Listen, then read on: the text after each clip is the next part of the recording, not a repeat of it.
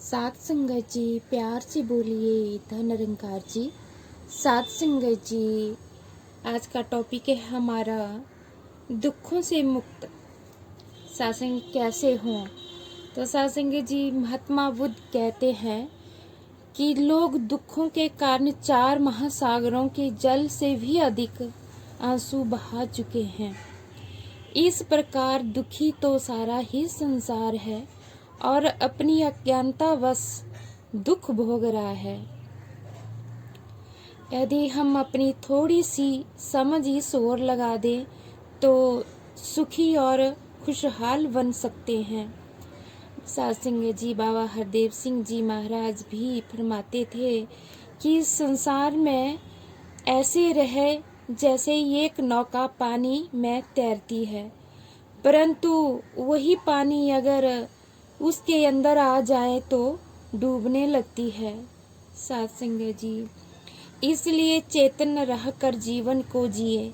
जैसे एक बार एक सज्जन एक महापुरुष के पास जा गए और कहने लगे, महात्मा जी, मैं तंग हो गया हूँ, लगता है जैसे जीवन दुखों का ही दूसरा नाम है। घर जाता हूँ तो पत्नी झगड़ती है, बाहर दोस्त तंग करते हैं, कोई किसी की चुगली करता है तो कोई ईर्ष्या से जला भुना रहता है। समझ में नहीं आता क्या करूं, जी चाहता है आत्महत्या कर लूं। आखिर क्या लाभ ऐसी जिंदगी का जहां प्यार ही नहीं है। सत्संग जी, ये कहते कहते उसकी आंखों में आंसू आ गए। सत्संग जी, महापुरुष उससे बोले, दुखी को हर कहीं दुख ही दिखाई देता है। एक दिन घास पर ओस के कारण कण चमक रहे थे।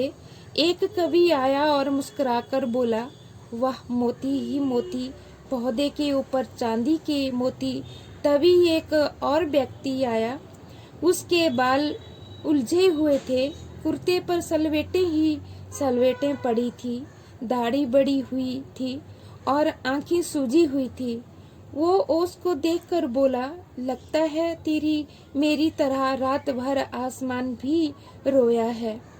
वही घास थी, वही ओस, एक को चांदी के मोती लगे और दूसरे को आंखों से टपके आंसू।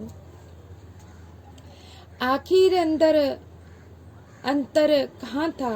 अंतर था उसके दृष्टिकोण में। पहला खुश था तो दूसरा दुखी। तुमने भी जीवन को दूसरे आदमी के दृष्टिकोण से देखा है, वो दृष्टिकोण अधूरा है। कल आना, मैं तुम्हें जीवन जीने का रहस्य बताऊंगा। सत्संग जी, अगले दिन वो आदमी प्रातः जल्दी ही पहुंच गया। महापुरुष बोले, जीवन जीने की कला सीखने आया हो? हाँ महाराज, उसने उत्तर दिया। महापुरुष बोले, राम घाट पर लगा सत्थम देखा है? जी देखा है। वो बोला, उसी के पास जाओ और जाकर जितनी प्रस्तुति कर सकते हो उस स्तंभ की प्रस्तुति करो, कल फिर आना। वो आदमी राम घाट की तरफ चला गया। वो कोई नहीं था, पास ही कल कल करती नदी बहती थी। उसने नदी में स्नान किया और स्तंभ की ओर चला गया।